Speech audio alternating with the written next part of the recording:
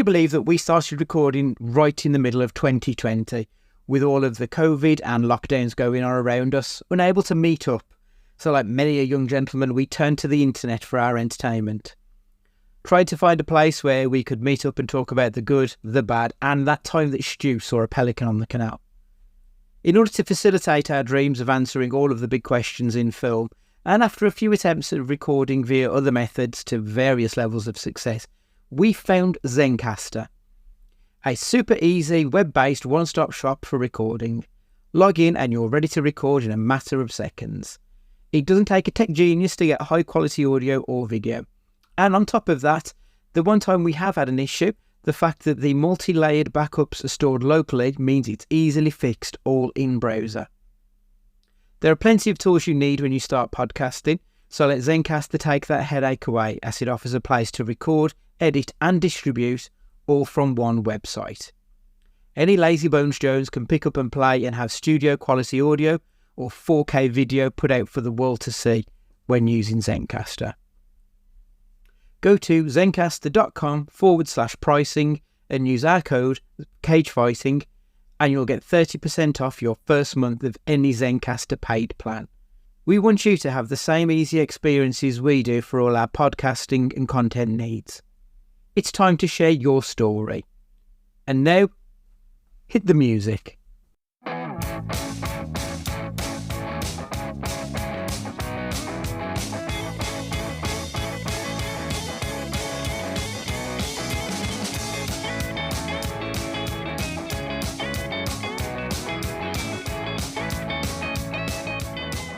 Hello and welcome to Cage Fighting. It's your main man Andy Gillard here. Hope everybody's keeping well in the world right now.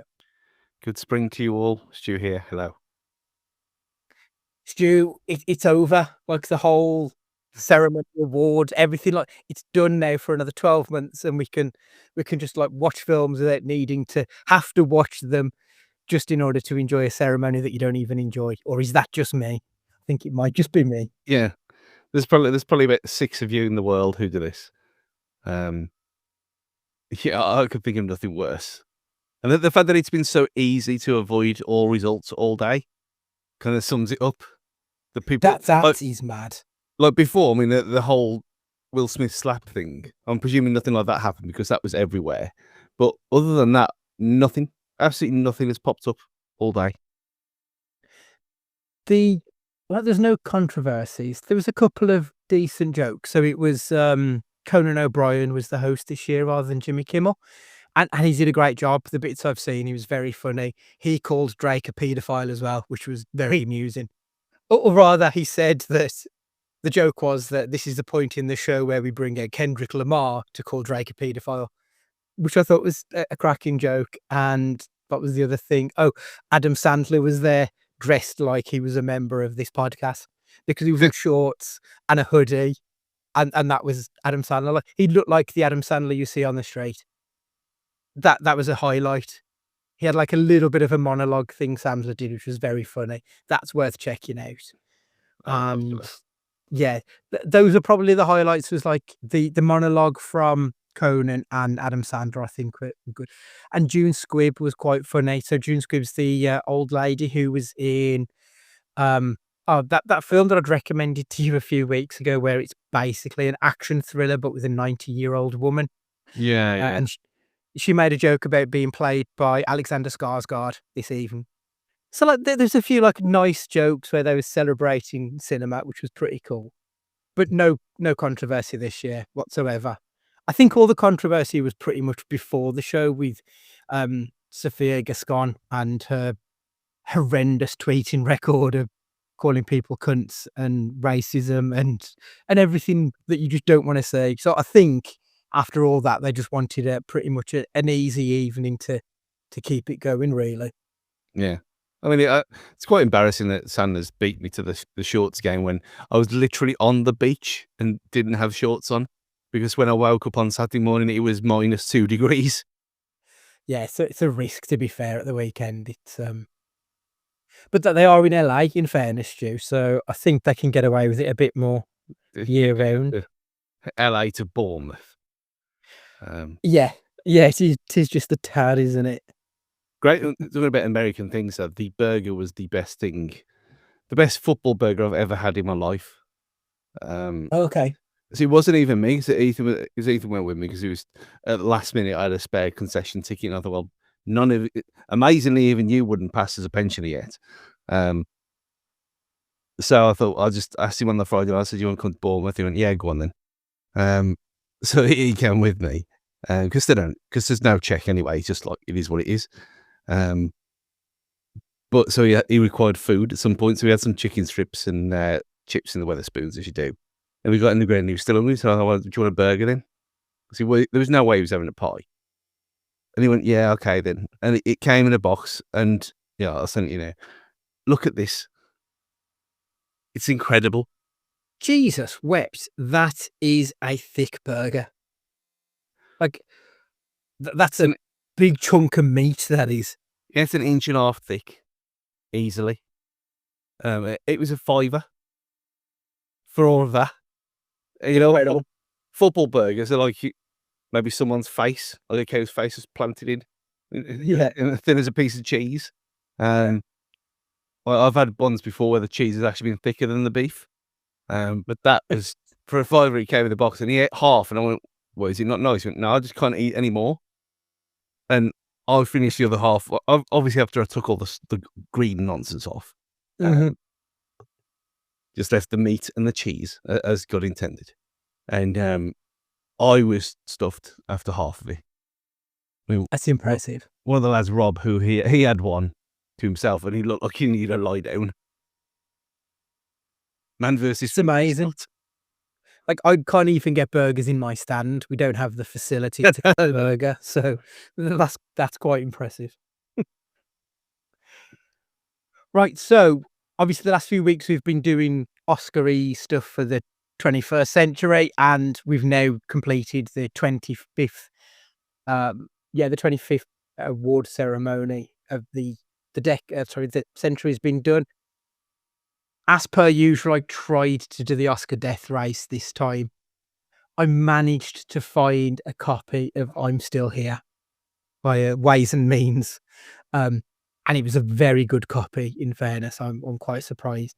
So it ended up, I watched, there's only 24 films. I managed to watch 19 of them in the end. So I'm quite pleased with myself. I think I've seen all of the winners, apart from the documentary feature, which was No Other Land. I think I managed to watch all of the others. So even the categories I didn't complete, I have managed to watch the winners in those. So I'm quite pleased with myself to have done that. The only two feature films that I didn't get to watch that were part of like the main awards rather than the musical ones, Maria, which is the Angelina Jolie playing, I can't remember a famous opera singer, Maria somebody or other. I had no interest in it. So when I thought I wasn't going to get a chance to get I'm Still Here, I didn't bother. And the other one was for costume, Gladiator 2. You saw Gladiator 2, didn't you, Sue? No, I never watched it. Ash, wasn't it? It was Ash Yeah. who saw it. I remember somebody talking about it on here. So, yeah. The other two, which were the musical ones, was The Journey was nominated in 688, and there's a song called Never Too Late, which is on the Elton John documentary. I didn't bother because I'm not interested in the films, and they're only nominated for a song, so I'm not sitting through that. You did see the 688 though, didn't you, Stu? 688. I think. Oh yeah, the war film. Yeah. That was excellent. That was. Even for non-war films who are actually war film fans like you, would enjoy that one. Yeah. Okay. But yeah, I wasn't going to watch it just for a song that happened to be in it. So yeah, never mind.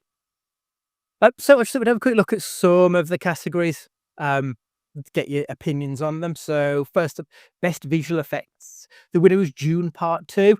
Yes. I really did think that a monkey film was going to get it. I thought it was either going to be Wicked, Kingdom of Planet of the Apes, or Better Man. I'm not disappointed that Dune Part 2 won it. I think it's deserving. The effects when they go onto that one planet where everything just goes black and white, like there's just no colour. Like it was breathtaking. So no issues with that one whatsoever. Did you watch the Corridor Crew video on visual effects for the Oscars? No, I haven't. They previewed them all. Is that's their thing? Yeah. And they said like Dune Part 2 is stunning, but it's not as amazing as Planet of the Apes or Better Man or anything else. So it's a kind of underwhelming winner from their point of view, anyway. Okay. From what they were saying in that video, but like, they made good points for everything. And there were so many times we spoke about this the last few weeks that watching Dune Part 2 where I was just kind of open mouthed at it all. And one of the reasons was how good it looked. So yeah, I'm not mad. When I would have rather one of the monkey films, one like you said, but I'm not mad at all. Yeah, that's the territory I'm in with it. Like it's a worthy winner, and yeah, like I feel like Dune Part 2 probably didn't get quite the love it deserves. Maybe I don't know, because it only won one other award, which was for best sound, which again I think is like the first one I think definitely should have. The second one just did what the first one did. So I don't know. I don't know if it's just because it was so good, but because you've repeated it, does that mean are you worthy of it? I don't know. The other nominees for that one were A Complete Unknown, Amelia Perez, Wicked, and The Wild Robot.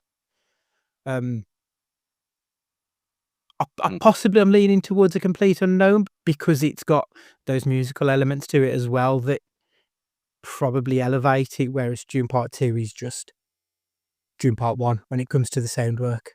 It is, but you have got the moments like when they're jumping and it's like it's so atmospheric and the music does or lack of music does kind of add to that. Yeah. Yeah, that's entirely fair, to be honest, sure. Yeah. Next up, we'll leave Anora for now because I think that's the one to talk about, really. Wicked won Best Costume Design. That was up against The Complete Unknown, Conclave, Gladiator 2, Nosferatu. I don't really understand why Conclave is up for Best Costume Design because, like, they're all just dressed like popes and cardinals and, like, they look fantastic, don't get me wrong, but they haven't really gone above and beyond there, have they? Do they get like bonus points for being like accurate and stuff? Quite possibly. Quite possibly. But yeah, I mean, Wicked looks gorgeous. Like, I mean, with some of the issues I have, it's not to do with the costume design. It's probably the right winner for me, that one is. I was very close because I remember on one of our Christmas episodes, I remember saying, I think that it'll get the most nominations and win nothing. And it got 10 nominations and only won in 2 fields.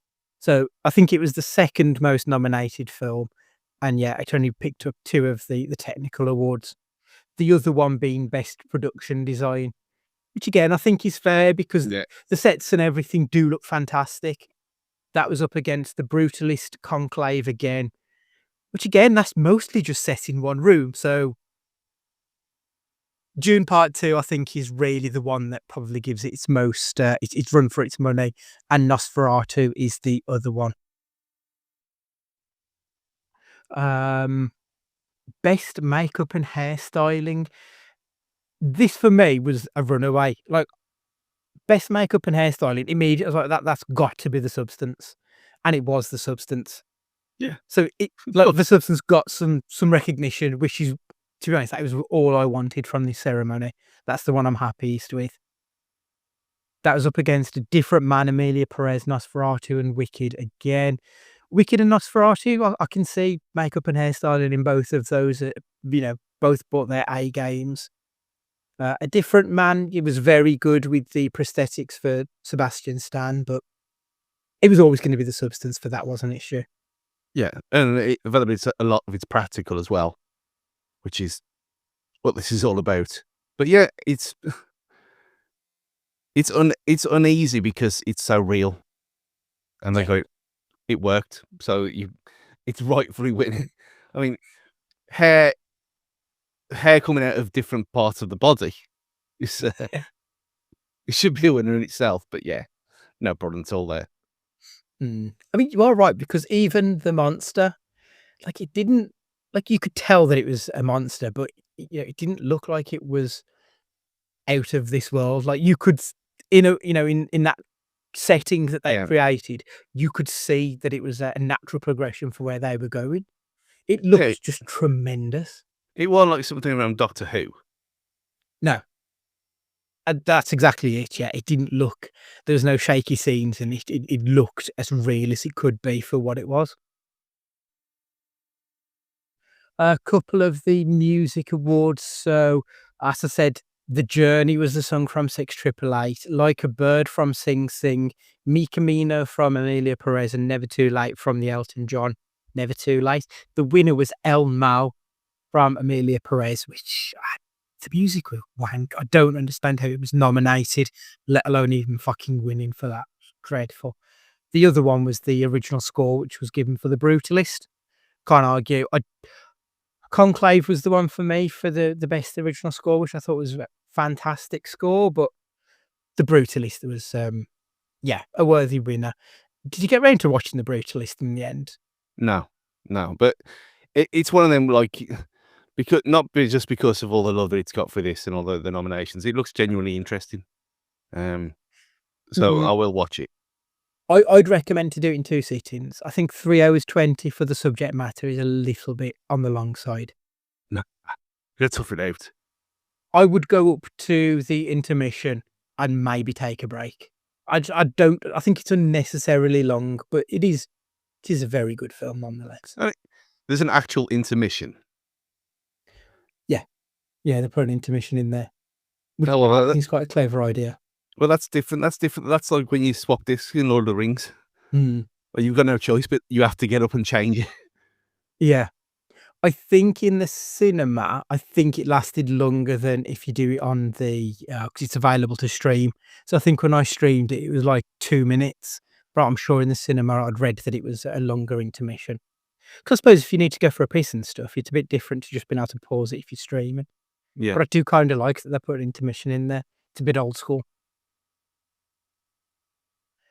Best animated short film, the winner was In the Shadow of the Cypress. That was up against Beautiful Men, Magic Candies, Wonder to Wonder, and Yuck. Um, I don't really know enough about these categories to really go into any depth on it, so I'll just assume that that's the right winner. Uh, Best live action short film, I have seen the winner, which is called I'm Not a Robot. That was up against Alien, Anuja, The Last Ranger, and The Man Who Could Not Remain Silent. I'm Not a Robot is a Dutch film, and it's, when you log into anything on your website and you have to click the it's a robot, but the person in it, every time she clicks on the I'm Not a Robot, it keeps failing. So she rings up IT, she's like, "Why is this happening?" And said, "Well, are you a robot by any chance?" And she doesn't know that she's a robot, and it's all about how, like, can you be a robot without knowing you're a robot? It's the whole, I think therefore I am Sartre Blade Runner. thing. Yeah. Yeah, and, like, for a 15-20 minute thing, it was kinda cool, it was enjoyable, it's worth a watch if you've got, like, a spare, half an hour or whatever to sit and watch. I enjoyed it. I've seen Alien, which was good as well, and The Last Ranger, which was fine. Of the 3 that I've seen, that was the one I enjoyed most. Best documentary short, I've only seen the one of these, and it wasn't the winner. Instruments of a Beating Heart, Incident is the one I saw, which was quite a powerful movie. So the I'm cop, Ready Warden, the cop one, yeah. The yeah, one that's where the the one guy that I was saw. shot and Yeah. yeah. That was really good, that was. Death by Numbers, and The Only Girl in the Orchestra is the one that won for that one. The best documentary is No Other Land, which I think is the one which is based on the Israel-Palestine conflict. That was up against Black Box Diaries, Porcelain War, Soundtrack to a Coup d'etat, and Sugarcane. Again, I've not seen the documentaries that much this year. Best international film was I'm Still Here. I'm Still Here was the one which was nominated for Best Picture anyway, so I kind of feel like that was always going to be the winner in this category. Hmm. It was up against Amelia Perez, which was another one. Flow, which is up in the animated one. The Girl with the Needle and the Seed of the Sacred Fig. But I kind of feel like if you're nominated for the Best Picture, you're probably going to win the subcategories as well, aren't you? most of the time it feels that way. Mm. I don't know anyone who, apart from you, who's even talked about this Emilia Perez. It's nominated for so many things. 13 nominations it got. It's the most nominated film of the year, and I think it's like tied in second place, I think, for all time. It feels like someone's like having some kind of epic troll section because it just looks shit. It's horrendous. Like a genuinely terrible film. I was aghast because all of the reviews were proper polarizing, but there was a lot of buzz because I think it was released like the last week that they could be eligible. So as soon as it sort of hit, and then it was nominated in like the SAG and Golden Globes and all these other categories. So okay, so this is probably going to be Oscar nominated. Then I'm going to have to watch it. And I watched it. I was like, this might genuinely be one of the worst films I've seen in the last 12 months. Just terrible. I really struggled to put into words on how much I hated that film. It was like, it's even got people in I like. I like Zoe Saldana and Selena Gomez. No, no. I say I wouldn't wish it onto my worst enemy, but fuck them. I would wish it onto my worst enemy because it's that bad. Yeah, it's a really honking film. And from what I can tell as well, so it's a French-made film that is set in Mexico. So it's about the cartels. And all of the Spanish-speaking people hate it because it's so offensive to them. That they found their representation on screen to be so offensive that it was really not like taken well at all in the native Spanish-speaking world. I mean, you could kind of say that about the film we're going to talk about later. Yeah, quite possibly. Best animated feature film. I was really happy with this. So this is Flow, which is the one that won it. This is a Latvian film. It's there's no speaking in it. It's Stu, you'll like it. It's kind of got like a little element of Zelda in its artistic work. So I think you'll really appreciate it. That was up against Inside Out 2, Memoir of a Snail, Wallace and Gromit: Vengeance Most Foul, and The Wild Robot. To be honest, the best animated film this year was probably the strongest it's ever been. And I'm delighted that Flow won it because I think it was the best film of the bunch. Did you watch any of the animated ones in the end? Wild Robot's the only one I watched. Mm. I like The Wild Robot. I thought that was a good film. It's a black cat. Yeah. Oh. So the black cat's there. He's about to get bullied by these other animals, and then this tidal wave comes and just washes everybody away. And the flow is them trying to get back home. Oh, this looks great. It's beautiful. Like the animation in it is stunning as well. Really? I really think you'll like it. Well, it's been mentioned to me now. It's not out yet, which is the issue. Oh. So I think it's out in the cinema in a couple of weeks, but we didn't know when we were getting it, and it's already hit streaming in other parts of the world, so it's available to stream in other countries, so it's available to stream here because of the silly way they work these things, unfortunately. But yeah, it's beautiful. I am very tempted to go to the cinema and see it as well, just because of how nice it was, and I think on the big screen that animation should look fantastic. Yeah, it's a bit like when I watched the Castlevania series on Netflix. Mm-hmm. When I watched that on a projector, 84-inch. Nice. It was incredible. But yes, so this is the kind of thing that it's not on ours yet. By the looks of it, it's on stream. All one word, on stream. You can only get it on Android TV, I believe. This on stream, so you can't stream it on laptops. You have to do it on the TV app. That's where you can find these things. I'll be done tomorrow. Yeah, it's a good app to have anyway, just as backup to our thing. Best writing. So the adapted screenplay was Conclave, which won. Happy with that. Conclave deserves some recognition, I think. That was up against A Complete Unknown, Emilia Perez again, Nickel Boys, and Sing Sing. It was a tough competition, that one, because I liked Complete Unknown. I really liked Sing Sing. But Conclave does deserve some love. Like, we said it the other week, Stu, like how strong a film it was, and Hmm. it almost run away without actually picking up a gong. So I'm pleased for it to have got the adapted screenplay, even though I didn't know it was an adapted screenplay until it was nominated as such. It doesn't feel like one, does it? It feels like an original story. Like, everything about it felt very original, I thought. So I was like, I don't actually know if it's a book. Oh yeah, based on the novel by Robert Harris. Yeah, it's the first I've heard of it, but yeah, chuffed that it got something at least. The original screenplay was for Anora. We'll talk about Anora in a minute anyway. Sean Baker won one of his awards for the evening. The Brutalist, A Real Pain, September 5, and The Substance were the other ones nominated.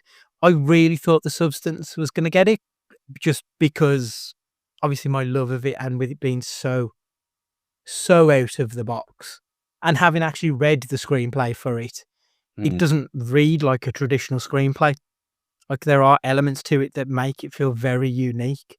So I thought that might have, or even A Real Pain, but I don't know if that's just the most screenplay, because there's a lot of writing in the screenplay for that one.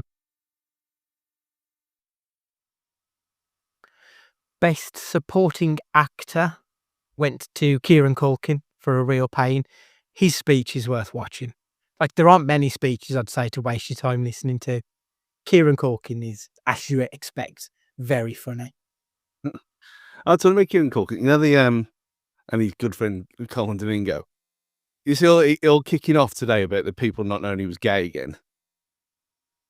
Yes, I did. I was so confused. I'm like, have you never seen him talk and act? And he's very flamboyant. I would have been more surprised if he wasn't gay because of the way he portrays himself. I Yeah, mean, I knew he was, but yeah, people keep discovering it every time he comes out. I'm like, by this point, you should know these things. yeah. I hadn't seen that Graham Norton clip before. Where he the- talks about how he met his husband. yeah, yeah. Mm. Well, that was It's good. That's worth watching, isn't it? it's quite I amazing, love, really. yeah, But I remember when dude. he was on Fear the Walking Dead. It was the first time I saw him. Um, Mm. and he was playing a gay character on there. And Yeah, so he was, wasn't he? when you watch what was he called? Talking of the Dead, the spin off where they talked about it. Yes. The Talking Dead, wasn't it, I The think? Talking Dead, that's the one. Yeah. And then he was talking about it on there, and I thought, oh, of course you are. Mm. Yeah, like, he's very out and proud, and he seems like one of the good ones Yeah. in Hollywood. Like, he seems to wear his heart on his sleeve, and he seems to be a genuine dude, which, as we know with Hollywood, it's full of fucking snakes, isn't it? So, yeah, I've got a lot of time for Domingo. He's an absolute legend.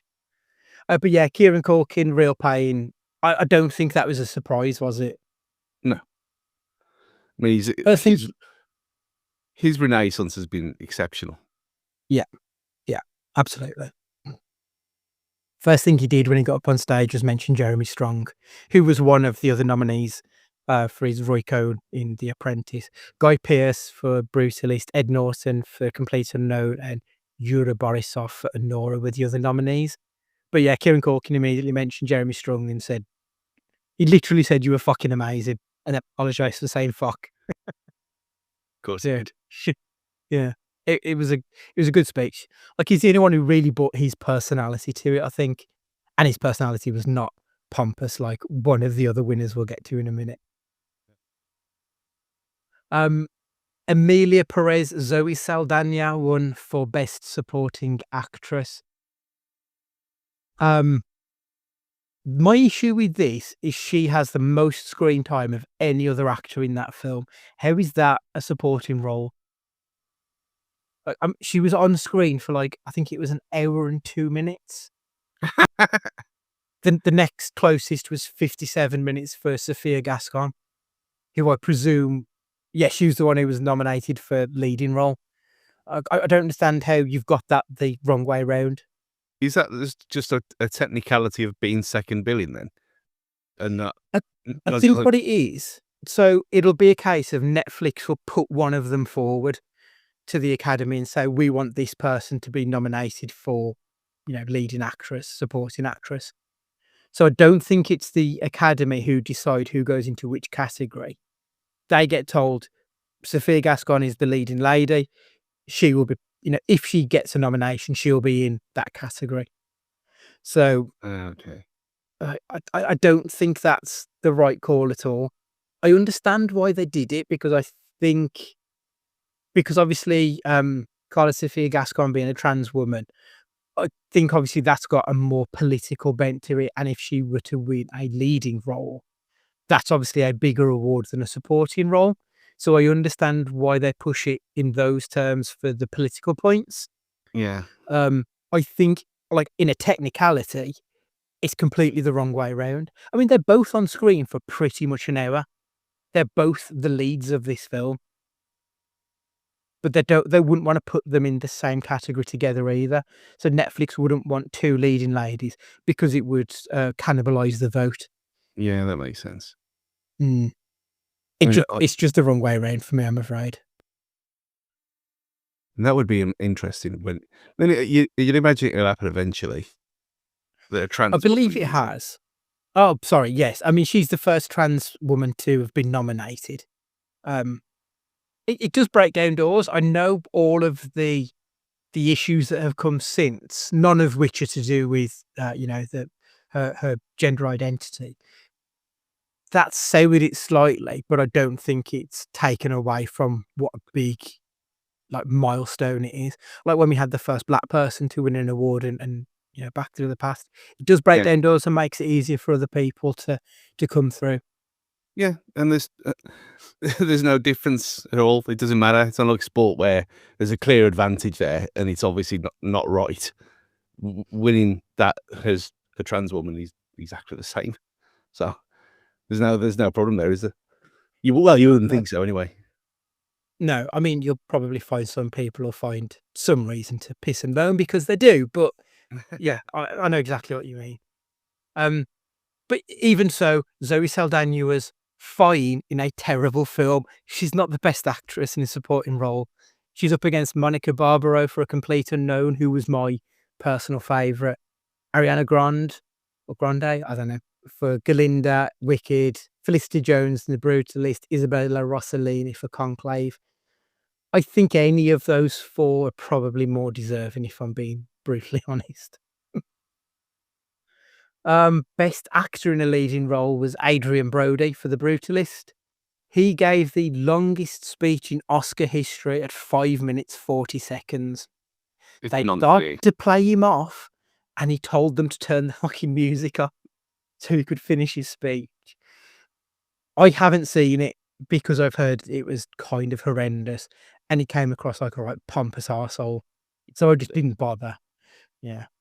But he is very good in that film. I can't deny it. He is tremendous in it.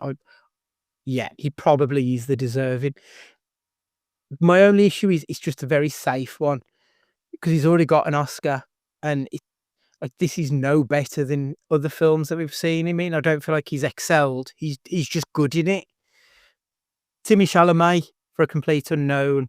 Coleman Domingo was in it for Sing Sing, which was probably my favourite performance of the year.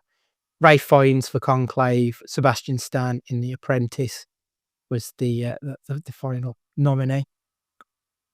I mean, in fairness, that is just a tough category.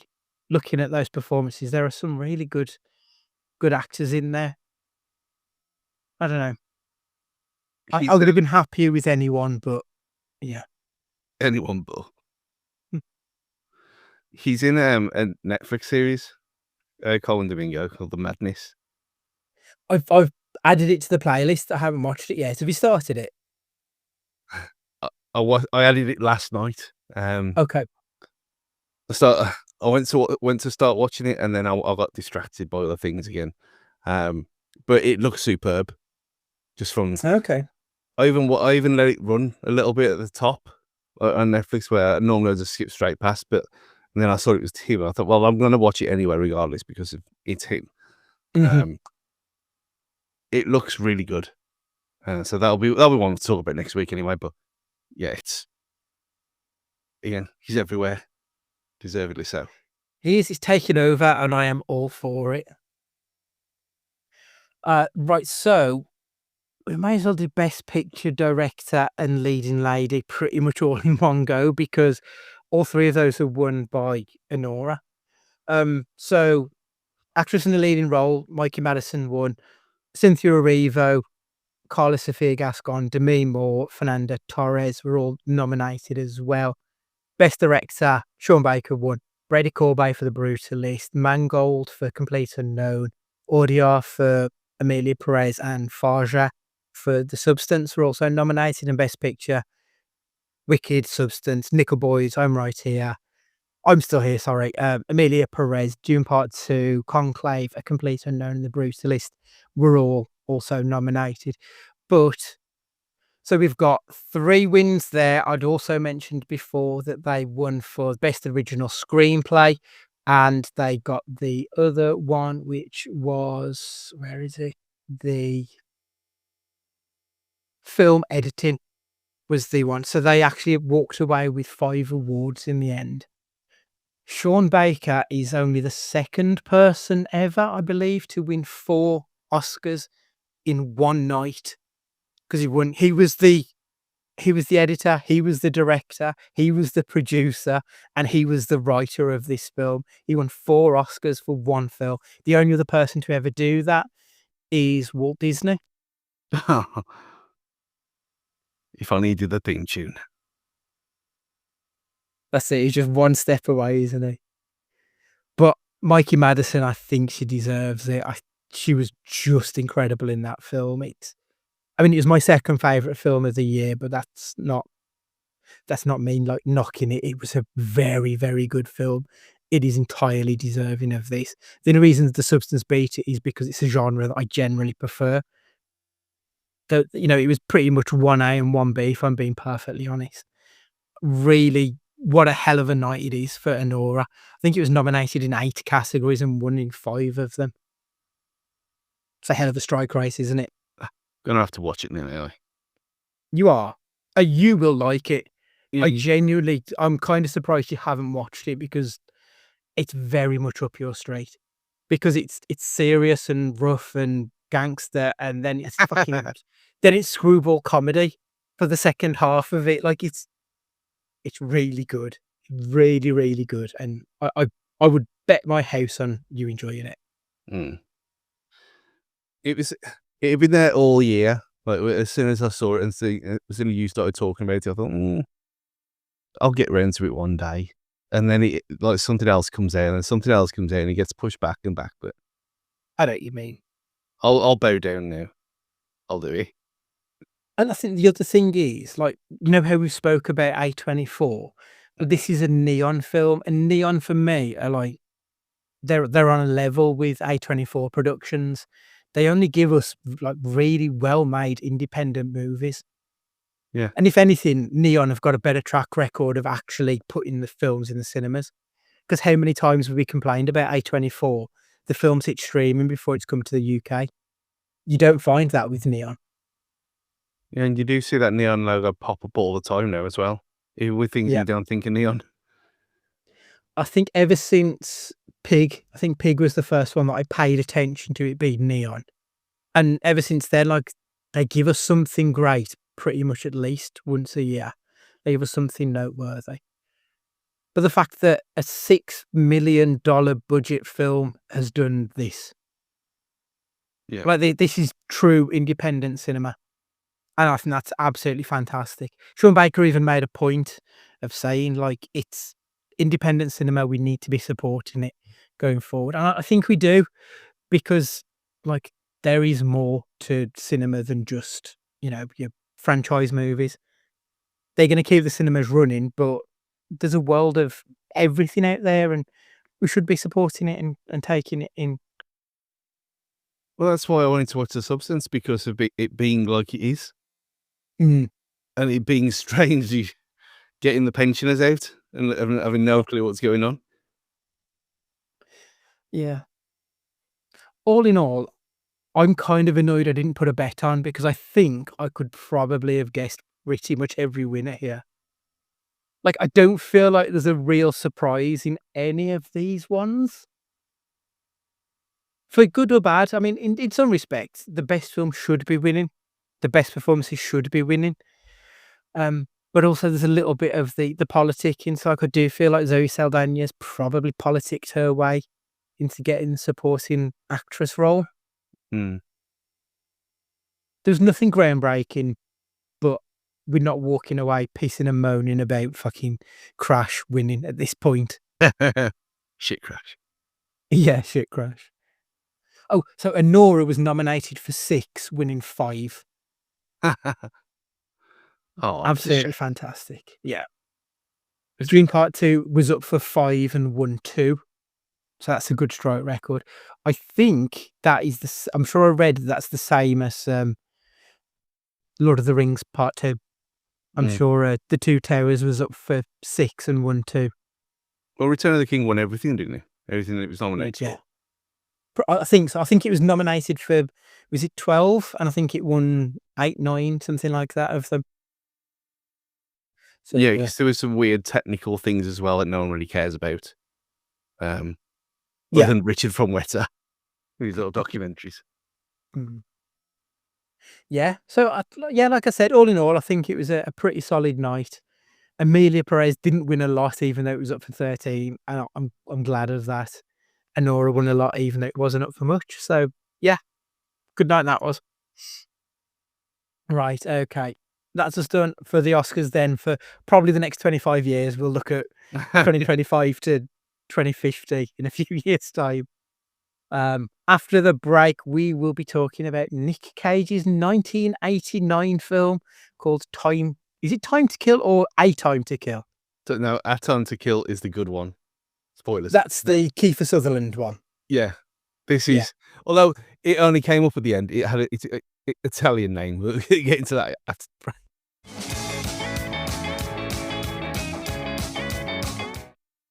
Welcome back. Right. Okay. I'm doing it on the fly here because for some reason I've closed all my notes that I'd got. I hadn't even actually saved them.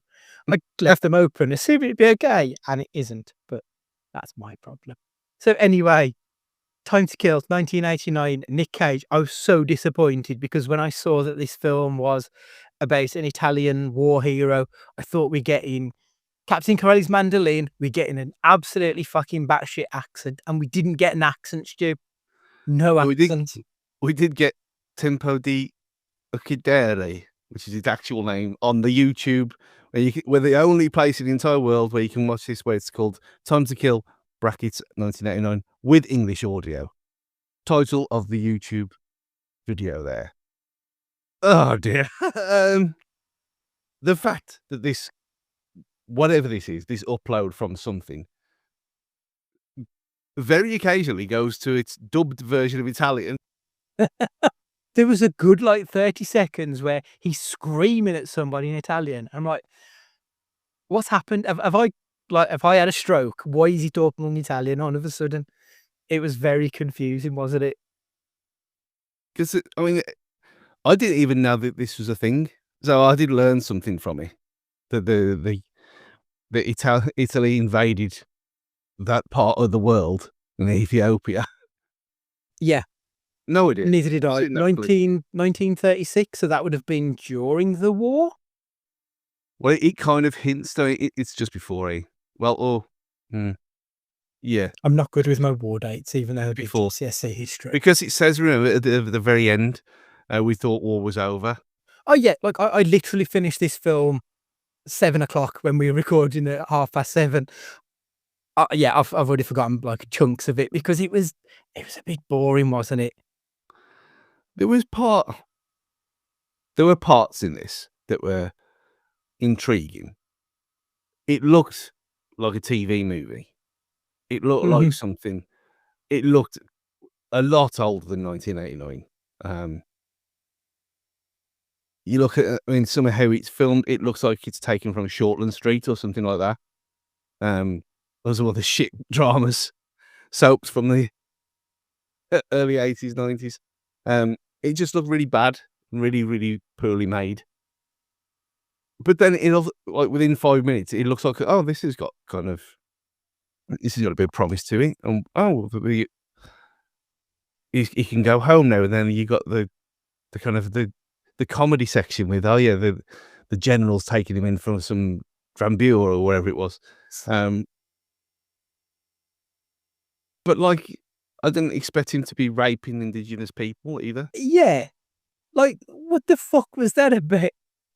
Like, I was so confused because, like, tonally, this film is all over the shop, isn't it? He's kind of like kind of avuncular and happy-go-lucky, even though he's got a toothache, and that's sort of where the film starts, is him trying to get to a dentist in a desert to sort out his tooth, and then he meets an indigenous person in a lake, and then he rapes her. I go, "What the fuck are you doing, Nick? This is really weird." I I I'm struggling for words because it was just so where we were going with the film. This was really out of the blue, and then where it goes after it, you're still supposed to like him. It's Yeah, still supposed to be like our identifier.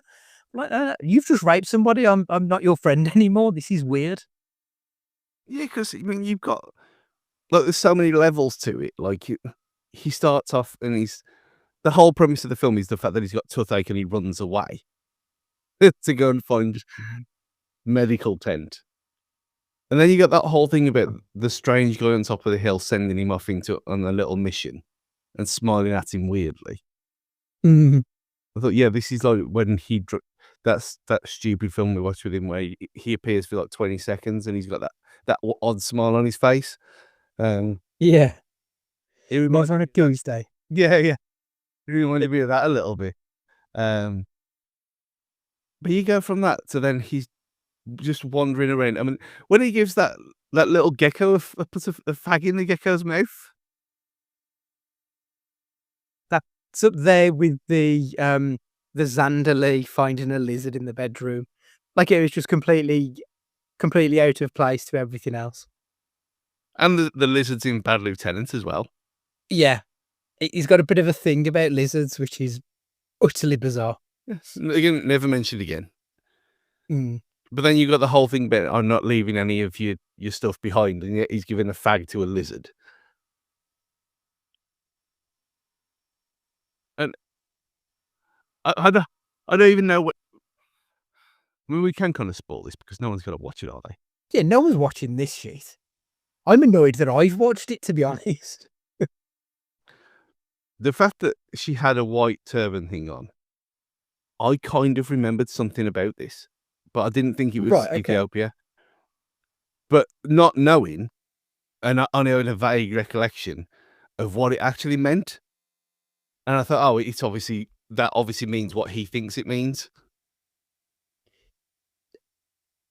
not the Tell other way me, around. because I'm going to say in my mind, I'm assuming he thinks that she's a prostitute because he then tries to pay her. Is that the significance of it? No, he thought that she had a white turban hat thing on because she was a leper. Okay, right. Oh, of course, because that does come back in later. Yeah. It's because he tried to pay her off that I was sort of assuming. Does he assume that she's Mm. a prostitute, and that's why he does this? Not that it makes it better, but is that his justification? But yeah, you are right, because the leprosy does come in. Obviously, plays the role in his story. Yeah. And the fact that when he thinks he's got leprosy because he's shagged a Ethiopian woman. Uh, the whole thing is just it's ludicrous. And this is obviously set back and they don't now, do they? And then he goes and finds that guy in the tent and he tells him about the book that he's writing. He just shoots him there. And then tries to murder him. But the problem for me was it wasn't shit enough to make it funny. Like, it's amusing to like talk about it, and like it was really bad, but like it's what 100 minutes long, and it was quite boring through most of the film for me. Yeah, there was parts when it was actually when things were actually happening it was quite amusing. Mm. And it was well, the whole thing with it with the, with that truck that kept appearing all over the place, and that ramshackle old buggy thing they were driving around with. That I don't think is very period correct, to be fair. I Um, don't think so. no. Um, but I like how he just took the bullet out of the guy's gun and ha ha ha. It was like the Room level of shit at Yeah, times. yeah, there were moments. I think the thing for me is it like this did have the potential to have actually done something, whether or not it's just before its time. Like Mm. as I said, it's 1989. I think part of the film is obviously about Nick Cage dealing with Nick Cage's character dealing with the guilt of having raped somebody, but I don't feel like he's got guilt for doing it more so, or at least for a large part of it. His guilt is that he thinks he might have leprosy. Yeah, He doesn't feel guilty because he's done something horrendous. He feels guilty because he might get something horrendous off the back of it. yeah, and the fact that he kills her as well. Yeah. I was trying to feel like, is he more guilty of the fact that he shot her in the stomach, or the fact by accident, or the fact that he's possibly gonna die because of it? Mm, But then he's got that whole thing about trying to get back, smuggle himself back into Italy to get back to his family. So he doesn't care that much. no. It there could have been a character study in there, and there just wasn't one. No. It just no, it felt very scattergun. I felt like how it was approached. It was a little bit, "We'll go over here and we'll do something comedic. We'll go over here, we'll do something dramatic. We'll do something where Nick's having a breakdown, and then we'll go back to the start." And, it just didn't work for me at all, to be perfectly honest. Yeah, and there was there was a couple of crazy Cage moments in there as well, like classic ones where Yeah, when he was dealing with the toothache and we got a scream, I was like, "Oh, okay, yeah, we might be in for something." but if it was more well known, it could be memed. I mean, like Vampire's Kiss levels of memes because Mm. there's moments in this, and like his hair looks terrible as well, like you can see through it. Yeah. Yeah, you can tell, like, the late '80s, Nick was like, he fixed his teeth because if you remember the early '80s, they were not looking good. And then I think he's finally got round to doing his hair, and then the '90s, he was a sex god 'cause he'd got it all working for him. Mm, so anything good, anything bad, anything crazy? I mean, the whole thing's bad. The whole Yeah, film is bad. It's not you like that when that review summed it up that this is for completionists only really, that yeah, you can't have a pretend. I don't think it's a VHS upload because there's none tracking marks on there, is there? So this is been uploaded somehow from somewhere. I did wonder that because you are right, normally you see or you can usually see it or you can hear it when it's a VHS upload. Yeah, And this was quite smooth actually, so I don't know where it's come from. Because sure to shit, this has never been released on DVD. I'd be amazed if that's happened. that's what I'm thinking. It must because you did get really weird things on DVD. Like I had what did I what have I had Cabaret out on DVD with the Daily Mirror on Yes, the I had Sunday that. Mirror. Yeah. I had that. Like things like that where they just release like shit films and put them The but it Icarus Files, that was another one. yeah, like and the Sunday morning mood CDs and stuff like that. So I'm guessing that this is one of them things where this has just been given away for free as a someone's got the rights to it. They've sold it to the newspaper. Oh, Nicolas Cage is important Ethiopian Italian film from the late 80s. And Okay, so I'm someone looking on fucking hell, I'm looking on Amazon at the minute. The only one that you can buy is a DVD, Region 1, US import, £31 and 3 pence. How exactly. pissed off would you be if you paid 30 quid for this one? Yeah, I mean, it's based on a book, isn't it? So I suppose it might get some people, fans of that author, maybe might want this kind of film released on DVD. I'd still be aggrieved if I paid £30 for this. I'm annoyed I paid nothing for it and just wasted time. Yeah, I'm really struggling for good, if I'm honest. 'Cause I don't even feel like it like when we spoke about, Wind Talkers. Wind Yeah. Talkers looks pretty authentic, like, it looks like they were where they said they were. This didn't. This felt quite stagey.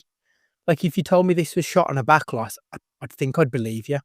It was shot in Zimbabwe as well, so they were Mhm. actually on location, and it Yeah. didn't look like it. It didn't at all, did it? It looked very stagey. Not impressive at all. Yeah, I'm really struggling to think of anything I enjoyed about this film. I mean, it was mildly amusing at times, and I was it's very rare I'm actually shocked watching anything anymore, but that scene was he did have rapey eyes as well. Yeah, it was really bizarre because, like, he was trying to be a normal human being smiling at her, and then literally pounces, And when he went to and grab then nipples. and then he tries to befriend her afterwards, like drawing the picture of the lake and the crocodile, Rag. and, like, she shits her pants when she sees that picture of a crocodile, and it's like the most crude drawing of anything you've ever like, what the fuck are you doing? I mean, the funny bits were funny in spite of itself, not because Yeah, it's yeah. meant to be funny, I think, which, yeah, not a good look. Yeah, it's Yeah. very much like The Room in that aspect where it doesn't know it's ridiculous. Mm, And if you watch it from that point of view going in, you might get a lot more out of it. Like you're expecting madness and craziness, and not a that's I think that was the problem. I expected this to be after watching the other war films he'd been in, I thought it sounds like a quite a serious subject matter that mm, I didn't even know existed. So I kind of expected a bit too much. Um, Maybe that kind of played into it because I do. I mean, I'm kind of glad that I watched it to say that I watched it. I ain't gonna watch it yeah. again. Not a No. chance. But at the same time, it's not instantly forgettable that much because there's things in this that are just too insane. Like that scene that we talked about happened item and there's certain things with the hand and his little guidebook about leprosy. Um Stuff like that. Yeah. It's a film of moments. Yeah. Like, by tomorrow, I will have forgotten this storyline to it. I won't be able to tell you what actually happens throughout it. But Nick Cage raping a woman and showing her a hand-drawn picture of an alligator or crocodile, that will stick with me, which it probably shouldn't do, but it probably will. Yeah, it's these stupid moments that really don't work that will stay with you. Um, mm. So, Stu, good. Will you be recommending it?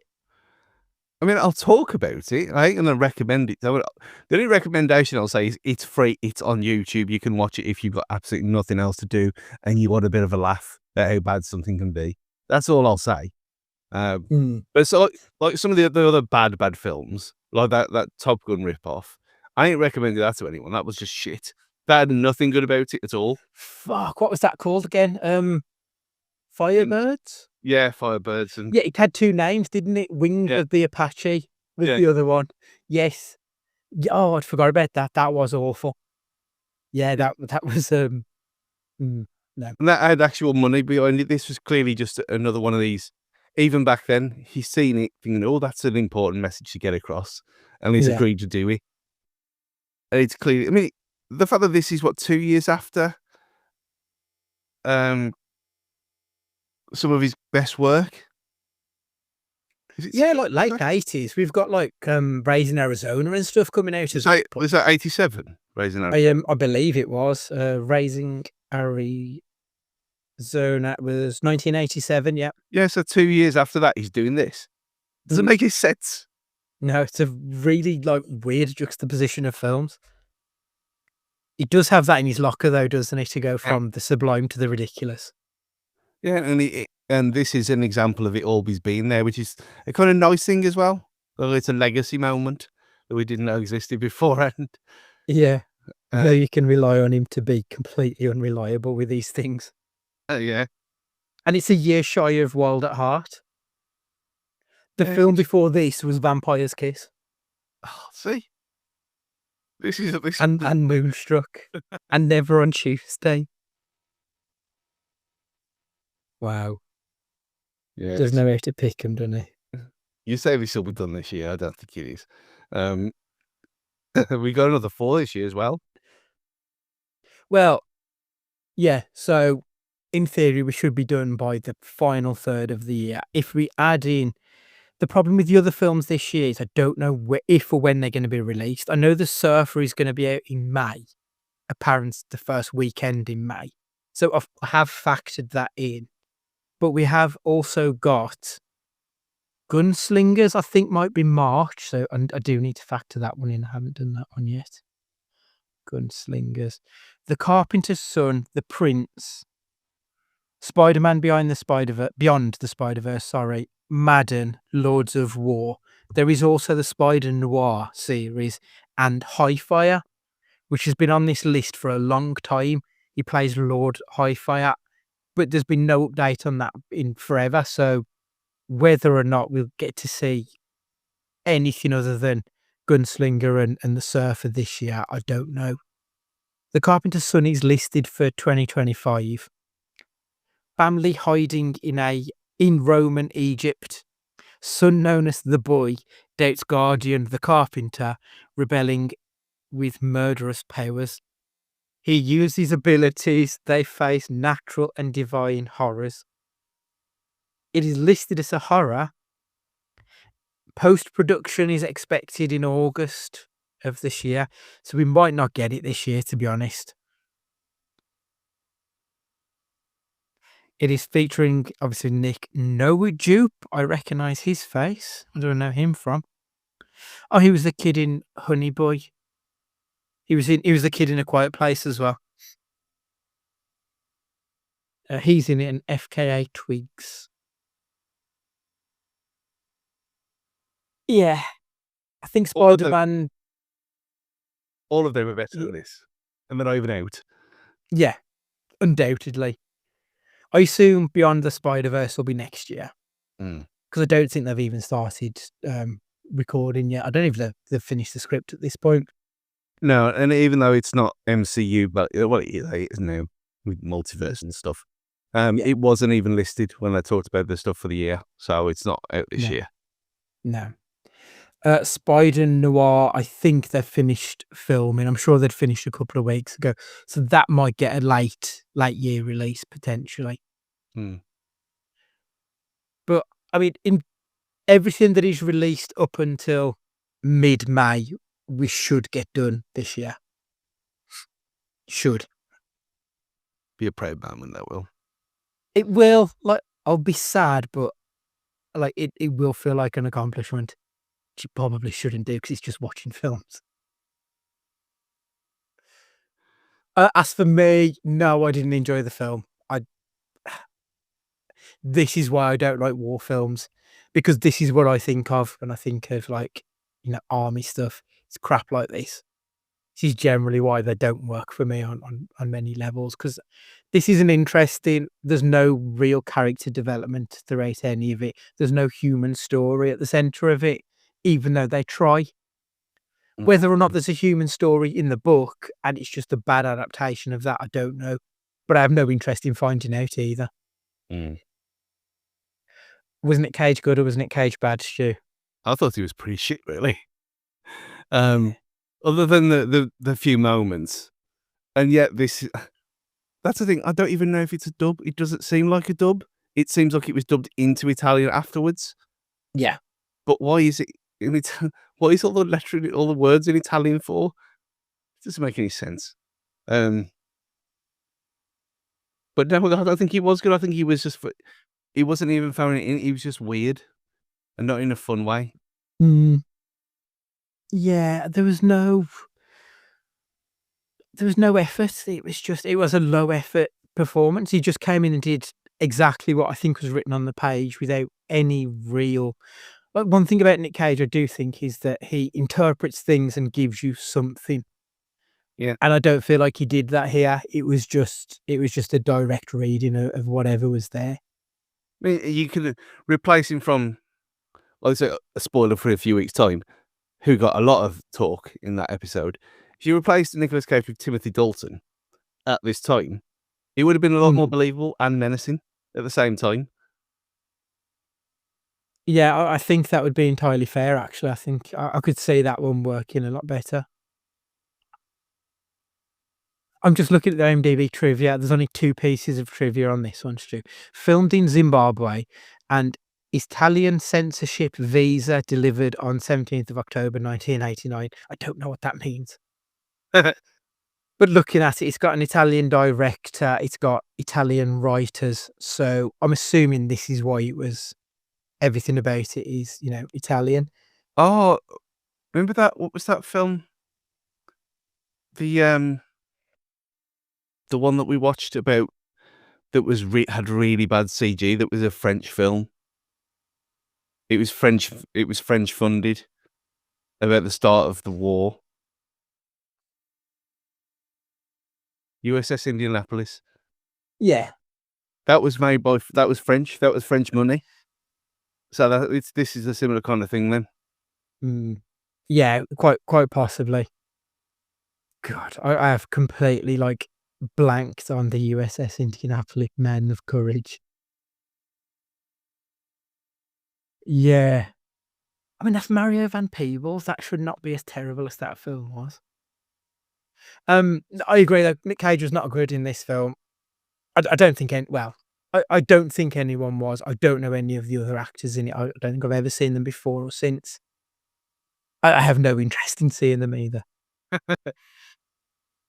Have you got a recommendation if you were to like Time to Kill? I